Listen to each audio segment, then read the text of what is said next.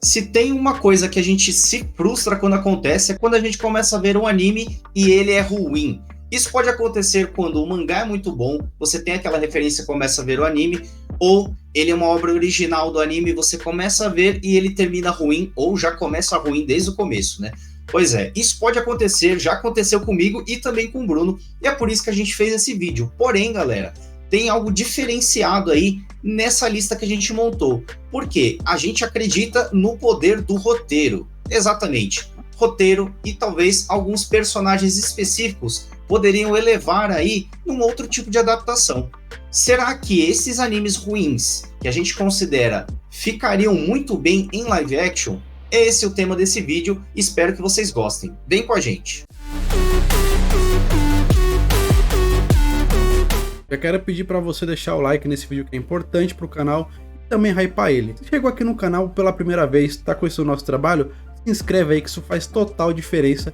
É importante salientar para vocês de que a gente está focado nos animes aqui. Vocês vão ver que existem obras aqui que o mangá é bom, porém o anime é ruim. Por isso a gente colocou, porque a gente espera uma adaptação boa. Também em alguns casos aqui, já existe um live action, mas ficou ruim, então a gente vai trazer de novo, porque a gente acredita que dá sim pra fazer, né, pra dar uma segunda chance, trazer um live action bom. E vamos lembrar o seguinte, uma adaptação, live action, como o nome já diz, é uma adaptação.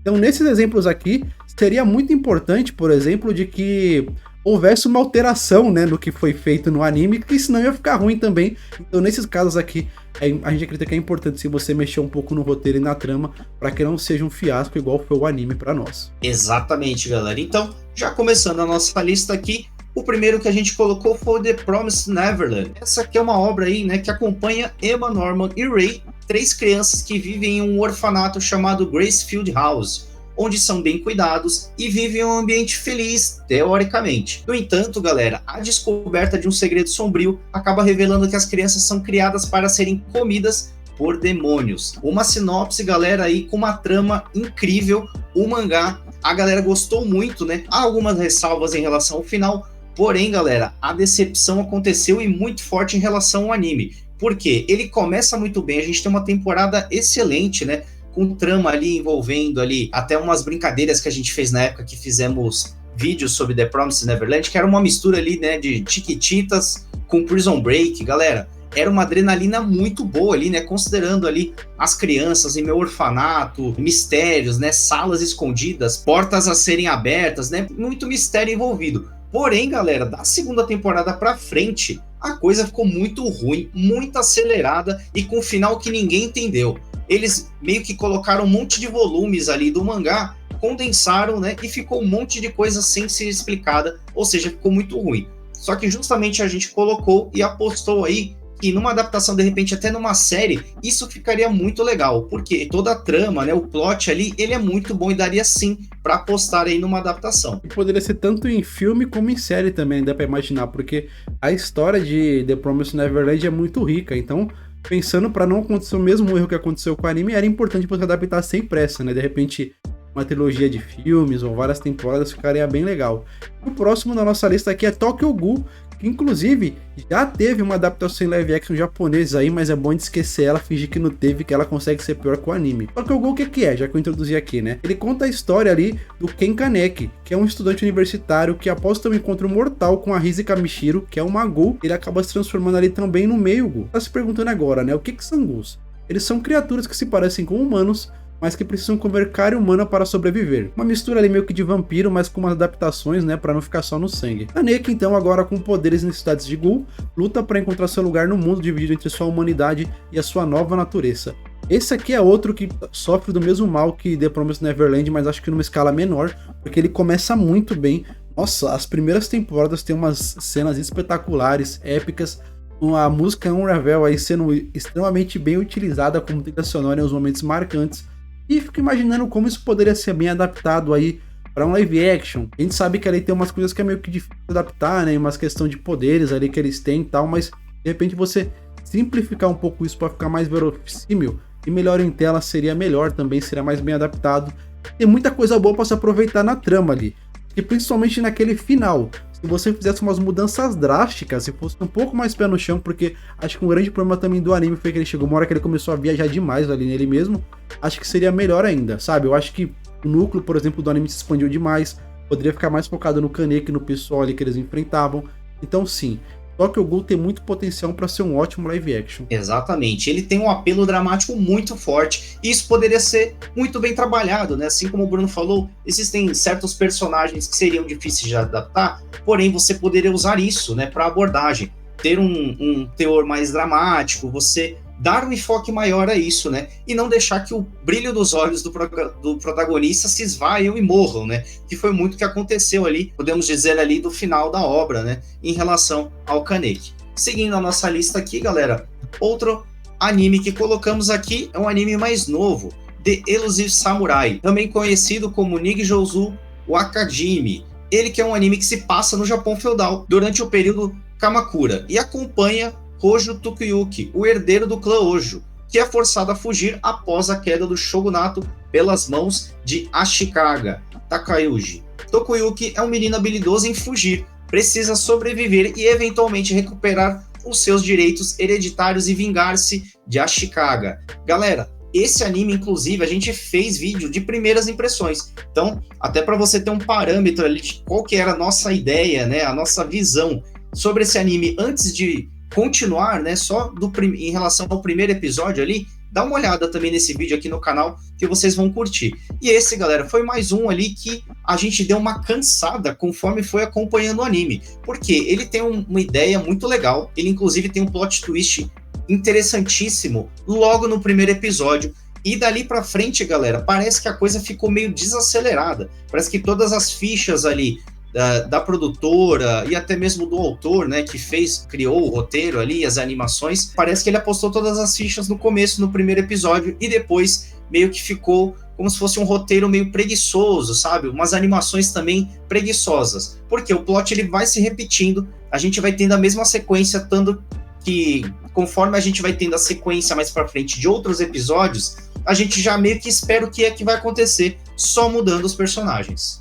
E acho que o que tem potencial para ela ser um bom live action é porque eu acho que no cinema hoje, principalmente, faltam boas histórias do Japão feudal. A gente tem poucos filmes dessa obra, você consegue contar nos dedos, assim, se a gente for pegar pra ver. Teve uma série recente que abordava isso, que foi Shogun, que fez um relativo sucesso, né? Eu acho que com The Elusive Samurai você poderia trazer um live action que adapta o Japão feudal, porém com um bom toque de humor que o anime tem, né?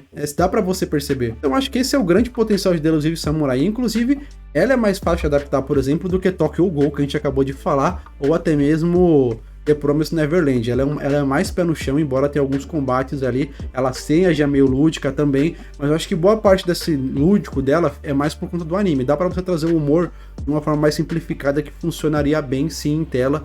Eu gostaria de ver, eu veria de boaça, e acho que daria pra fazer algo bem legal mesmo com live action de The Elusive Samurai. E antes de a gente ir pros nossos próximos aqui adaptações que a gente gostaria de ver, de animes ruins, recadinhos rápidos. Não sei se você já sabe, mas aqui no canal nós temos o nosso clube de membros do YouTube ativo, com vários planos e benefícios para quem assinar. Se você clicar aqui em Seja Membro, você vai ver que tem vários benefícios bem acessíveis para vocês. Qualquer contribuição que vocês dão lá é o que faz diferença para o canal continuar existindo, galera. Sem demagogia, ajuda bastante nós aqui. E se quer conhecer a gente em outros lugares, a gente tá lá em outras redes sociais. Aqui na descrição vai ter o link de todas elas. Mas para facilitar a sua vida, pesquisa aí Resenha no Jutsu, rede que você vai nos achar, tá bom? Inclusive no Instagram, semanalmente a gente coloca a nossa agenda com os temas de vídeo que vão sair aqui no canal. Só seguir a gente lá nos stories que você vai ver. E dando continuidade aqui agora então, que eu sei que é isso que você quer ver no nosso vídeo, nossa próxima adaptação seria Uzumaki, que é a obra de Junji Ito, uma das mais aclamadas. Ela conta a história da cidade de Kuzoro-sho. Ela é assombrada por uma estranha maldição envolvendo espirais.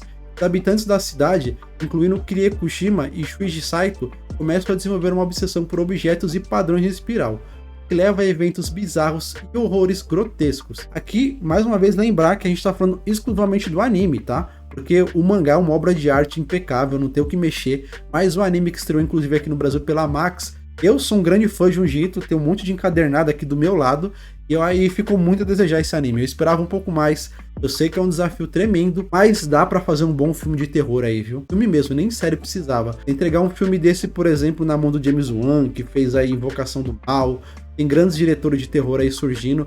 Eu acho que a pessoa, se conseguir acertar o tom ali, de repente chamar até o Junjito para trabalhar no roteiro, ou por exemplo, ajudar no design de produção, né, das coisas grotescas, acho que dá pra fazer um filmaço de terror com muita tensão, com aquela vibe, inclusive em preto e branco, né, fazer um filme assim.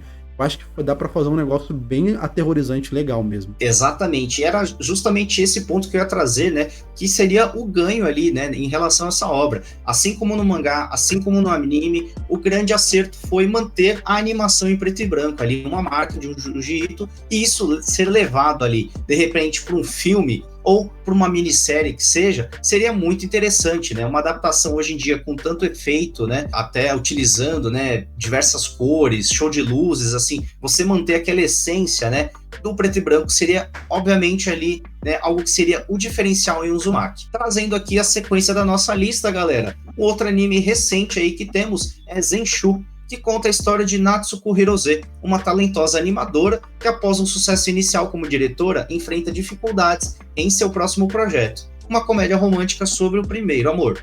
Natsuko, que nunca experimentou amor, luta para compreender e transmitir esse sentimento em seu roteiro, o que leva a um impasse na produção do filme. Esse é mais um filme que fizemos vídeo de primeiras impressões, então mais uma dica aí para vocês verem mais um vídeo que fizemos aí para terem uma noção, né, de como que era aquilo que a gente aguardava, né, quais eram as nossas expectativas ali, com base somente ali no primeiro e segundo episódio. E isso, galera, mostra ali, né, um roteiro totalmente diferente, que foi o que acabou atraindo muito eu e o Bruno a assistir, né, quando a gente viu a sinopse ali, o diretor, né, todo o estúdio ali, eles esconderam muito o jogo ali, né, nas imagens promocionais, nos teasers, assim como na sinopse, e quando a gente vê o primeiro episódio, galera, a gente tem um impacto muito grande, tem um plot ali fundamental no começo ali da obra em animação. Porém, as nossas expectativas acabaram sendo quebradas de certa forma negativamente. Por quê? Em relação a essa sinopse que a gente trouxe, a proposta mudou demais ali e não era muito aquilo que a gente esperava. Nesse vídeo, inclusive, de primeiras impressões, a gente traz até ideias, né, de como ficaria legal ali se o rumo do anime tomasse um outro que não foi o que de fato aconteceu. A gente não esperava que ele pudesse tomar o caminho que ele tomou. Uma adaptação live action poderia mudar isso, né? Trazer algo mais pé no chão, mais focado ali mesmo na história da Natsuko. Acho que ia fazer um negócio mais interessante. E para fechar nossa lista aqui, o último anime ruim que a gente tem fé que poderia ser um bom live action é Tokyo Revenger. Esse anime que gira em torno do Takemichi Hanagaki, que é um jovem de 26 anos que acaba levando ali uma vida infeliz e ainda descobre que a sua namorada foi assassinada pela gangue Manji de Tóquio. Com isso, então, ele vai passando ali o primeiro episódio, ele é empurrado numa plataforma de metrô. Nesse momento, ele volta no tempo para os seus dias de ensino médio, se aventura para mudar o futuro da sua vida e salvar Hinata, sua ex-namorada que teve um destino trágico. Olha, esse aqui precisa ser salvo, tá? Lembra que eu falei de mudanças que tem que acontecer? A primeira mudança é no protagonista. Takemichi Hanagaki é um protagonista insuportável, galera. É um anime de briga de rua, ele é completamente fraco, sabe? Ele vai nas brigas, ele só apanha, mas acho que nem esse nem é o grande problema, né? Porque, de repente, se ele fosse um personagem corajoso e determinado, né, isso inspiraria a gente.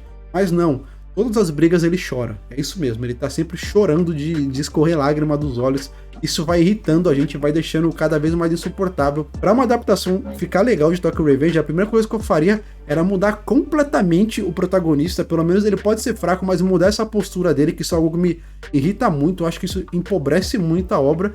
Em torno disso, então, você tem bons personagens. Os líderes da gangue que ele vai conhecendo, que ele se junta, as brigas de rua mesmo, é um negócio bem legal, sabe? Essas gangues. Se a gente for pegar ali para um filme famoso dos anos 80, que é o The Warriors, ele é um filme de briga de gangue espetacular. Então você fazer um negócio nessa vibe, mas com a essência japonesa, nossa, dá pra fazer uma mistureba ali legal demais, muita pancadaria, muita trocação sincera, e é uma adaptação de boaça de fazer, porque não tem poder, não tem nada, é só a galera saindo na mão. Então, arrumar o Takemichi, dá pra fazer uma boa adaptação a Tokyo Revenger. Com um enredo desse, né, você tendo um bom cenário, com ótimos atores, né, principalmente especialistas em artes marciais ali, né, ou que sabe sair na mão, ficaria uma obra impressionante, seja como filme ou série também super interessante. E agora o mais importante, galera, o que vocês acharam da nossa lista? Deixa aí nos comentários, e se você acha que faltou algum anime aí que você acha ruim, que ficaria muito bom aí, de repente, numa adaptação em live action, deixa aí nos comentários também, faz a sua listinha